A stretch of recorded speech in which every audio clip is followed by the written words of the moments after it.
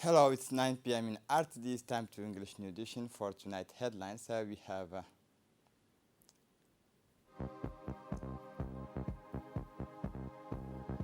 the first meeting between the minister and the new elected president of the regions.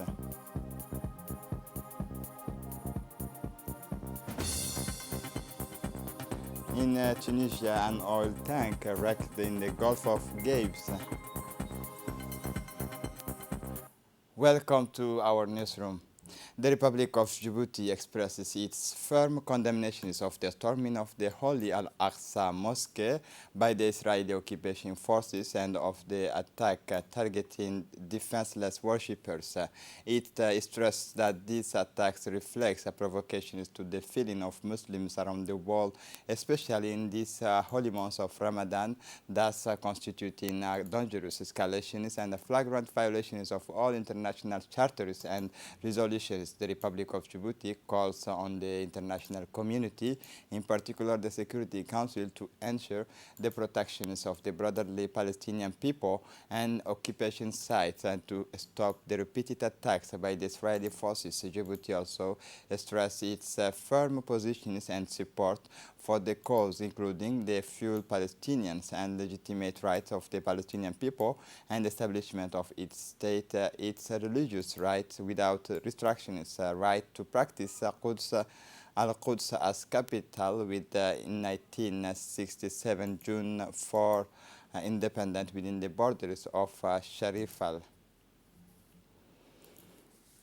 The Minister of Interior, Said Nuh Hassan, gave an exclusive interview to the media in these areas today in the late mornings. It was about the national registers of the national natural persons, but also about the national identification number.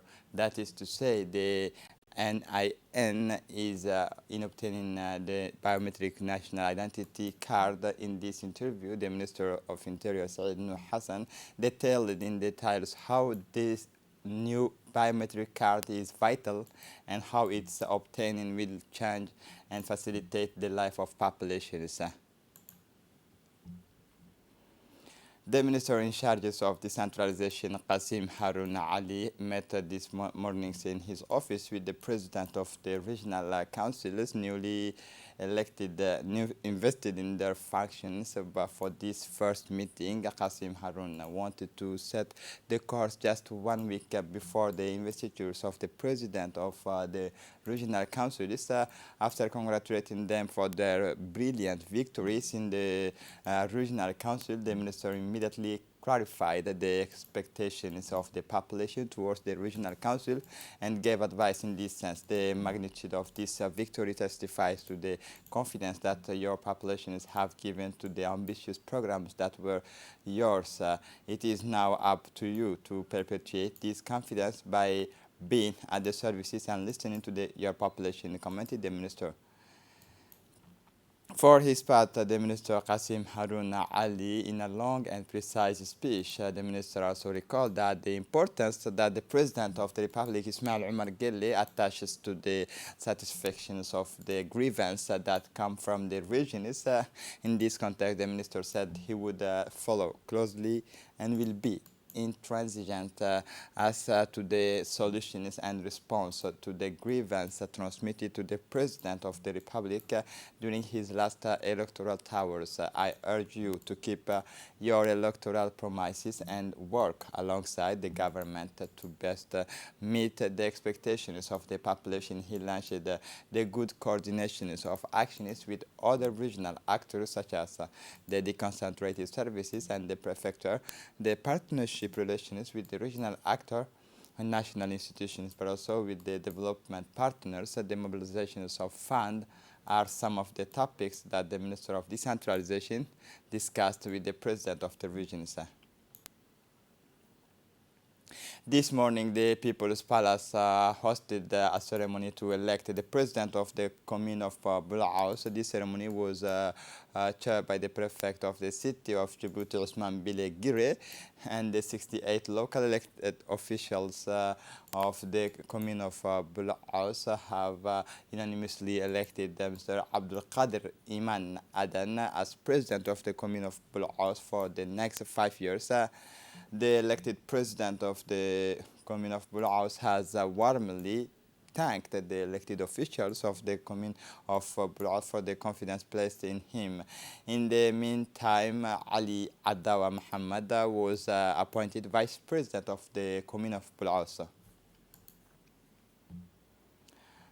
A workshop on the situational analysis of our mental health systems and psychosocial support was organized on Wednesday, April 13, 2022, under the auspices of the Secretary General of the Ministry of Health, Dr. Salah Benoita Turab. This workshop was led by the World Health Organization experts, and it is worth mentioning that the priorities which are articulated in four axes, namely the creation of a psychiatric unit of the Sheko Hospital in Balbala, the deployment of psychiatric technicians in the 5 polyclinics, hence the integration of the mental health in the minimum package of care, the creation of community mental health centers in Balbala following the models of the Center for Diabetes and supply of essential drugs for mental health in psychiatric care structures.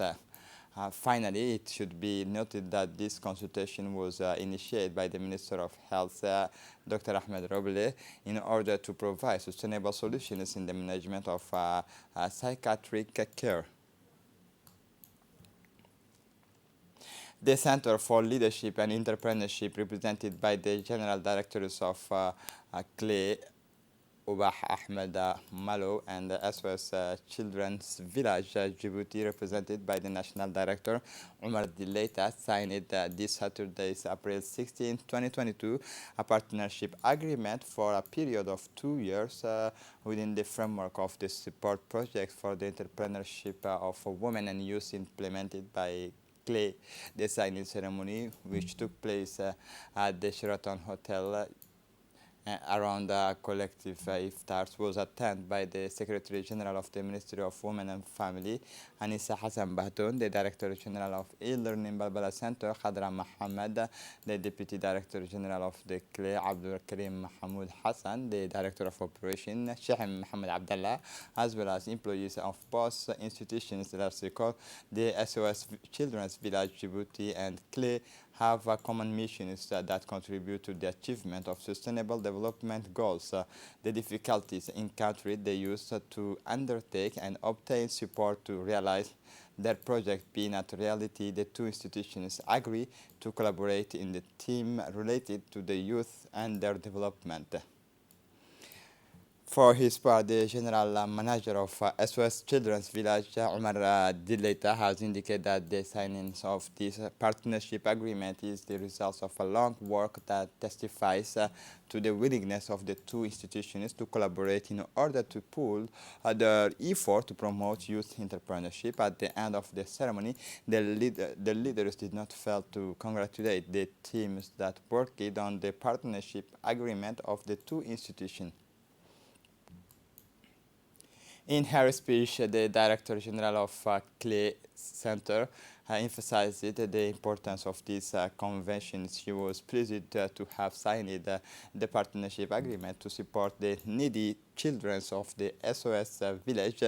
She recalled that the role of the CLE Center is to support while offering these young people opportunities to create businesses, vocational trainings, and we are very pleased to be able to sign this agreement in this sense. Continuing, she said that 1,500 young people will be sensitized entrepreneurship, 400 young people will be trained in entrepreneurship and digital skills, and 100 young people are trained to certifications ICD, and so that it can take part in this large program. The complex Al-Rahma of Obok organized yesterday 16th, 2022 for the 5th days of the blessed month of Ramadan of the year 1443, a collective iftars in the hall of the complex Al-Rahma Obok. The director of the complex, Hamdi Rajab, and the director of the school, Muhammad Ashri, welcomed the guests and assured them of the duty of hospitality. The ceremony took place in the presence of high officials of the regions of Obok, namely by the prefect Abdul Malik Muhammad Banoita, the president of the regional council Muhammad Ismail, the honorable member of parliament Kamil Muhammad Ahmed, as well as the person in charge of the armed forces Colonel Ilyas, and that of the police Lieutenant Colonel Kamil, and the elders. It is in a friendly atmosphere and in respect that the high officials of the complex Al-Rahma of Obok to meet the officials of the regions and the population to share this solemn moment of collective breaking fast in the blessed month of Ramadan. Mr. Solomon Bihari Babulal Modi, a great philanthropist, died in France on April 3, 2022, at his home at the age of 33 years after an illness that he fought for a year and a half. Born on March 31 in 1949 in Addis Ababa, the late Solomon Bihari Babulal Modi was educated in Ethiopia and England, installed since in 1976 in Djibouti, where he founded the company of import and export of beverage and food product, Etablissement Fratechi. And the late Solomon Babulal Modi had contributed enormously to the promotions of sports in Djibouti. He showed his availability to humans who were in need and was always at their side. The late Solomon Babulal Modi leaves behind a large family as well as loved ones he had loved so much. The Modi family would like to thank all those who have associated themselves with their grief and shared their memories at these times of great sadness. For the international scene, an oil tanker carrying 715 tons of diesel, which left Egypt to reach Malta, sank on Saturdays in the Gulf of Gabes. According to the Minister of Environment, there should be no disasters in the Gulf of Gabes on the southeast coast of Tunisia. We are waiting for the weather to be better, especially in terms of wind and swells, to allow divers to check with more certainty the state of the hull and the state of the cargo and proceed of the courses to the necessary measures such as pumping and moving to the ship closer to the coast to secure both the cargo, engine oils, and everything that follows, she explains, as precautions, anti-pollution barriers, and being put in place around the perimeters of Raqqa, which is being monitored by the military, and it's inaccessible to the press. North Korean leaders Kim Jong-un oversaw the tests firings of a new weapons system that will increase the effectiveness of his tactical nuclear weapons, state media said Saturday's keeping celebrations surrounding the country's founder's birthday. South Korea's armed forces staff had said in it the two projectiles launched the last Saturday, so they flew a distance of 110 kilometers and an altitude of 25 kilometers with a speed of about Mach 4. The United States said it was aware of the North Korean statement about the tests and was monitoring the situations of Pentagon spokesman said. This is it for the news. Thanks for watching us. Have a good evening.